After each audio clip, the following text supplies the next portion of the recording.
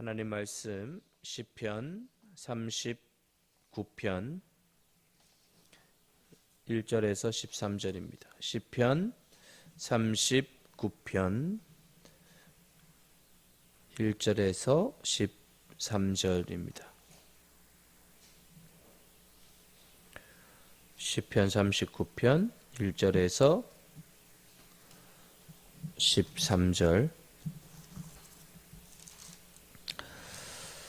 다윗의 시 인도자를 따라 요두둔 형식으로 부르는 노래. 내가 말하기를 나의 행위를 조심하여 내 혀로 범죄하지 아니하리니 악인이 내 앞에 있을 때 내가 내 입에 재갈을 먹이리라 하였도다.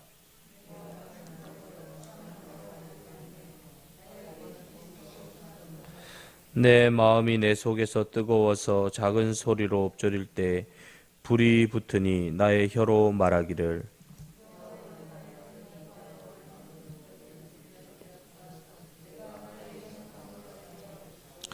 주께서 나의 날을 한 뼘 길이만큼 되게 하시며 나의 일생이 주 앞에는 없는 것 같사오니 사람은 그가 든든히 서 있는 때에도 진실로 모두가 허사뿐이니이다.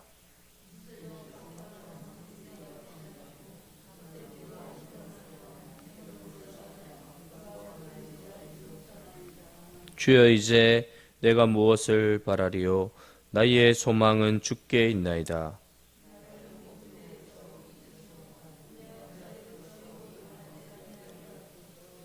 내가 잠잠하고 입을 열지 아니함은 주께서 이를 행하신 까닭이니이다.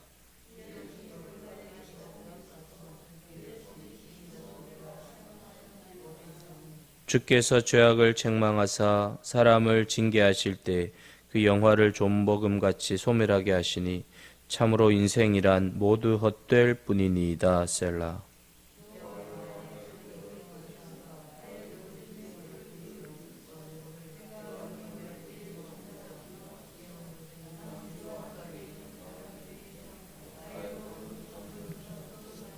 같이요. 주는 나를 용서하사 내가 떠나 없어지기 전에 나의 건강을 회복시키소서. 아멘. 오늘 본문은 이 여두둔 형식으로 부르는 노래입니다. 이 여두둔은 이 아삽과 함께 이 악장입니다. 지휘자입니다. 그래서 다윗이 지은 시를 이 지휘자 여두둔이 붙인 곡으로 인도자를 따라 부른 노래입니다. 그래서 이제 오늘 본문 1절에 보면 내가 말하기를 나의 행위를 조심하여 내 혀로 범죄하지 아니하리니. 다윗이 이 압살롬의 이 쿠데타로 인하여서 지은 시로 보고 있는데 자신의 지은 죄로 인해 하나님께 징계를 받고 있는 상황인데 다윗은 하나님께 이 징계를 받으면서 자포자기하지 않았어요. 그리고 자기 마음대로 살지 않았습니다. 내가 스스로 내가 말하기를 이 뜻은 내가 결심했다, 내가 결단했다 이런 뜻이에요. 다윗은 징계를 받을 때 결심하고 결단했고요. 나의 행위를 조심하다 이거는 나는 내 길을 지킬 것이다 이렇게 이야기합니다. 그러니까 징계를 하나님으로부터 막 받는데 다윗은 결단을 하고 내 길을 지킬 것이다 이렇게 이야기를 하고 있는 것입니다. 여러분 사람이요 이 하나님께 징계를 극심히 받으면 엇나가는 사람들이 있습니다. 나만 잘못했습니까? 너무한 거 아닙니까? 하면서 이렇게 오히려 더 거칠게 반발하는 사람들이 있습니다. 고난을 당하면. 근데 다윗은 정도를 벗어나지 않았습니다. 그리고 이 고난을 당할 때 막 거친 말을 쓰는 분들도 있어요. 왜 나한테 이렇게 하시냐라고 하면서 근데 다윗은 그렇게 하지 않았습니다. 이 반려견을 이렇게 데리고 다닐 때 요즘 입을 가려야 되는데 입을 안 가리는 사람들도 있지만 입을 가린 이런 반려견을 많이 보게 됩니다. 다윗은 고난을 당할 때 자기 입에 이 입마개를 했어요. 말을 하지 않았습니다. 이렇게 다윗이 그렇게 자기 스스로의 삶을 지키고 말을 지켰는데 다윗의 삶은 오히려 더 반대였습니다. 2절에 보면 내가 잠잠하여 선한 말도 하지 아니하니 나의 근심이 더하도다. 잠잠하다 이것은 혀를 묶다 이 뜻이에요. 자기가 자기 혀를 묶어버렸어요. 할 말을 하고 싶은데 말을 하지 않고 혀를 묶어버렸어요. 속이 터질 것 같아요. 말을 못하니까 답답하고 속이 터질 것 같아요. 여러분, 이 어려운 상황에 놓이게 될 때 말을 하게 되면 이 말이라는 건 또 다른 말을 만들어냅니다. 그래서 오히려 어려운 가운데 있을 때 말을 참는 게 굉장히 힘든데 그 말을 참는 게 훨씬 더 유익할 때가 있어요. 근데 굉장히 어려울 때 막 말을 쏟아내면 그 말이 또 다른 말을 만들어내는데 다윗은 혀를 묶어 놓았대. 자기 스스로 혀를 묶어 놓았다. 선한 말도 하지 않고 악한 말은 더더구나 더 하지 않았겠죠. 근데 여러분, 이런 과정을 통하여 어떤 유익을 얻습니까? 사람이 깊어집니다. 그러니까 이런 말 저런 말 다 쏟아내면요, 그 사람은 어떤 깊어짐을 전혀 경험하지 못해. 참을 때 이게 깊어지잖아요. 근데 그 과정 속에서 다윗은 4절에서 이렇게 이야기합니다. 4절 한번 같이 읽어보겠습니다. 시작. 여호와여 나의 종말과 연한이 언제까지인지 알게 하사 내가 나의 연약함을 알게 하소서. 참 신기합니다. 다윗은 자신이 막 이렇게 불의를 당하고 참소를 당할 때 하나님 저 악한 사람들 보십시오.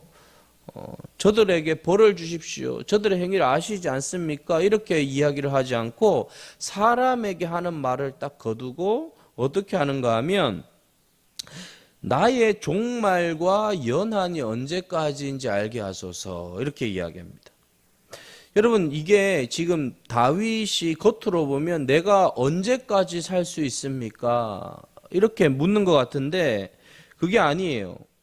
다윗이 몇 살까지 내가 내 인생이 이렇게 고통 가운데 있는데 언제까지 삽니까? 이게 아니라 하나님, 나도 죽을 날이 있고 떠날 날이 있다는 것을 내가 깨닫게 해주세요. 이렇게 이야기해요.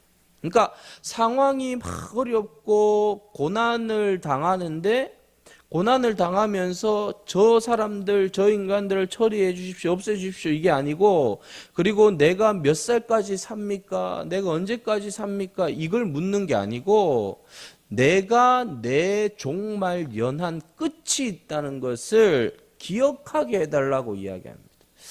여러분, 끝을 보게 되면 모든 게 선명해져요.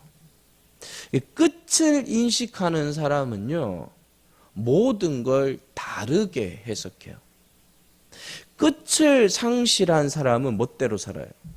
근데 내 인생의 끝이 있다는 것을 분명히 깨닫고 사는 사람은 삶을 대하는 태도가 다릅니다. 여러분, 막 안 좋은 사람하고 있어요.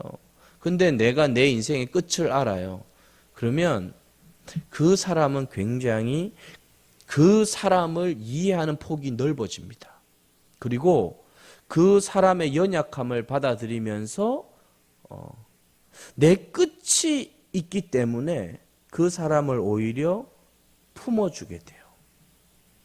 그 지금 다윗은 그 말을 하고 있는 거예요. 내 끝이 언제인지 알게 하여 주십시오. 그러면서 자신의 인생의 길이가 5절에 보면 한 뼘이다 그래요. 한 뼘. 한 뼘인 것을 알게 해달라라고 이야기합니다. 여러분 공동묘지에 가보면 그 비석을 자세히 보면 이 고인이 좋아하는 어떤 성경 구절 그리고 좌우명, 이 격언을 써놓은 비석들이 있어요. 근데 이 공동묘지에 모든 공동묘지 비석의 공통점은 뭐 좌우명 격언이 없는 사람들 있지만 이건 다 있어요. 뭔가 하면 태어난 연도와 죽은 연도 사이에 있는 짧은 줄, 이 하이픈 1920년 하이픈 2020년 이건 다 있어요. 1920년 하이픈 2019년 이건 다 있어요. 자 여러분 그 짧은 그 하이픈 그 줄 하나에 그 사람의 인생, 삶, 넘어짐, 일어섬, 졸업, 가족, 기쁨, 슬픔, 성공, 실패 다 들었어요. 여러분 그 짧은 한 줄 안에 그 다 들어있어요. 1920년 하이픈 2020년. 여러분 그 짧은 그 하이픈 줄을 보면서 그 사람의 삶이 93년, 83년, 50년, 30년, 20년, 어떤 사람은 3년, 2년, 1년도 있어요. 그 사람의 인생이 어떤 인생을 살았건 그 짧은 줄 하나, 한 뼘이라는 거예요. 여러분 이 한 뼘이 문자적으로 손바닥 한 폭인데 10cm예요. 이 10cm의 짧은 줄에 예외인 사람은 아무도 없다는 거예요. 그 앞에 쓰여질 숫자하고 하이픈 뒤에 쓰여질 숫자는 누가 정합니까? 하나님이 정해요. 하나님이 정하십니다. 그래서 오라 그러면 가야 돼요. 근데 여러분 영원에 비하면 이 숫자가 얼마나 짧습니까? 얼마나 짧습니까? 6절에 보면 진실로 각 사람은 그림자같이 다니고 헛된 일로 소란하며 재물을 쌓으나 누가 거둘는지 알지 못한다. 이 그림자는 허상, 유령이란 뜻이에요. 한평생 유령같이 산다는 거예요. 잡을 게 없다는 거죠. 그래서 그렇게 유령처럼 살았는데 자신이 쌓은 것도 덜 먹고 자기가 정말 아끼고 그렇게 한 재물도 누구의 것이 될지 모른다는 거예요. 설령 그게 자식에게 돌아가도 그것이 자식에게 디딤돌이 될지 거침돌이 될지 모른다는 거예요. 뭐 물려준다고 다 디딤돌이 됩니까? 거침돌이 될 수도 있어요. 그래서 이 유령 같다는 거예요. 진실로 각 사람은 유령같이 다닌다. 유령같이. 뭐 이렇게 다 잡히는 게 아니라 누가 누구에게 어떻게 될지 아무도 예측이 불가능하다는 것입니다. 누구라도 어떤 여러분 천재라도 어떤 대단한 사람이라도 성경은 각 사람 시대에 오고 오는 사람들의 모든 삶은 다 그림자같이 다닌다. 유령처럼 다닌다. 허상처럼 다닌다라는 것입니다. 그러면서 다윗이 7절에서 이렇게 이야기합니다. 주여 이제 내가 무엇을 바라리요?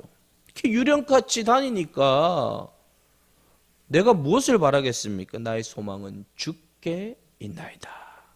원문에 보면 한 단어가 빠져 있어요. 그러므로 이제 나의 소망은 주께 있나이다. 여러분 우리도 우리의 인생을 뭔가 붙잡으려고 우리가 다니지만 유령 같은 걸 붙잡고 있는 거예요. 아무것도 붙잡을 수 없어요, 여러분. 그러므로 그런 인생을 살지만 그러므로 이제 나의 소망은 주님께 있습니다. 그러므로 이제 나의 소망은 주께 있습니다. 이게 정말 진실이고 이게 우리의 인생의 결론이 되어야 합니다. 내가 붙들 건 주님밖에 없고 주님만이 나의 소망이고 주님만이 나의 전부고 주님이 나의 인생의 모든 것 되심을 내가 믿습니다. 그러므로 이제 나의 소망은 주께 있습니다. 그러니까 다윗이 어떻게 합니까? 입을 아예 열지 않잖아요. 열지 않고 인생이란 모두 헛될 뿐이다 이렇게 이야기합니다. 11절에 인생이란 모두 헛될 뿐이다. 9절에 내가 잠잠하여 입을 열지 않는다. 여러분 참 모든 소망은 주께 있기 때문에 사람한테 이러쿵 저러쿵 뭔가 이야기를 하고 아뢰고 할 필요가 없다는 거예요. 뭐 유령 같은 인생이 아무리 무엇인가 잡으려고 해도 잡히지 않는데 그러므로 이제 나의 소망은 주께 있다. 이건 뭐예요? 그건 잡히더라는 거예요. 소망이 주님께 있는 것은 잡히더라는 거예요. 돌아보세요. 여러분이 정말 진정으로 소망을 주께 두었던 것들은 다 잡히는 거예요. 무엇이 남습니까? 어머니가 기도한 모습은 남아요. 무엇이 남습니까? 아버지가 기도한 모습은 남아요. 뭐 사모라 돈 준 거 기억 하나도 안 나요. 근데 기도한 것은 남아요. 예배한 건 남아요. 어거스틴이 결정적으로 여러분 돌이키는 게 모니카 어머니의 기도 덕분이었다 그러잖아요. 그러니까 그건 없어지지 않는 거예요. 나머지는 다 없어지는데. 실로 그렇습니다. 다윗은 비난의 대상이 되었고 공격의 대상이 되고 어려움이 되었어도 사람 여러분 말하지 않아요. 참아요. 왜요? 그런 비참한 삶을 지금 자신이 죄악을 저지름으로 한 여인을 간음하고 그 남편을 죽인 살인죄를 지은 결과로 하나님 앞에 심판을 받는데 하나님이 인구조사하지 말라고 하는데 자신의 교만함이 하늘 끝까지 올라가가지고 인구조사하여서 그렇게 심판을 받는데 그 심판을 내리고 있는 손길이 하나님인 것을 알았기 때문에 자윗은 말하지 않아요. 이걸 하나님이 허락하셨기 때문에. 그리고 하나님께 소망을 두는 거예요. 여러분 권선징악이라고 합니다. 선을 행하면 복을 주고 악을 행하면 벌을 받는다. 사랑하는 여러분, 하나님이 권선징악의 하나님이었다면 여기 앉아 있을 사람이 어디 있어요? 하나님은 권선징악의 하나님도 되십니다. 그러나 그것이 전부가 아니에요. 권선징악의 하나님이 아니라 은혜를 베푸시는 하나님이세요. 우리가 아무리 연약한 죄를 짓고 우리가 아무리 부족한 죄를 짓고 우리가 하나님의 뜻과 상관없는 삶을 살았다 할지라도 하나님께로 돌이키기만 하면 하나님께서 저와 여러분에게 은혜를 베풀어 주시는 줄 믿습니다. 12절에 보면 나는 주와 함께 있는 나그네이며 그래요. 여러분 하숙생이라는 이 나그네 가사가 있습니다. 인생은 나그네길 어디서 왔다가 어디로 가는가 구름이 흘러가듯 떠돌다 가는 길에 정일랑 두지 말라 미련일랑 두지 말라. 유행가 나그네의 가사는요 이 땅이 어디서부터 어디로 가는지 모른다는 거예요. 그래서 어떻게 합니까? 정도 미련도 절대 두지 말래요. 왜? 어디서 오는지 어디로 가는지 모르기 때문에. 그러나 여러분 우리는 그렇지 않습니다. 어디서부터 왔습니까? 하나님으로부터 왔습니다. 어디로 갑니까? 하나님께로. 우리는 다 지금 돌아가고 있는 영적 순례자들인 줄 믿습니다. 그러므로 우리의 소망은 오직 주님이십니다. 주님을 떠난 삶이 어떤 것인지, 주님을 목적으로 삼지 않았던 삶이 어떤 것인지 다윗은 여실히 보여주고 있습니다. 그러므로 우리에게 오늘 이 새벽에 도전하는 것은 오직 너의 인생은 주님만이 목적이 되고 주님께로만 돌아가기로 작정하면 너의 인생은 안전할 것이다. 그러므로 이제 나의 소망은 주께 있습니다. 주님께 모든 소망을 두고 오늘도 힘있게 달려가는 저와 여러분 되시기를 주의 이름으로 축복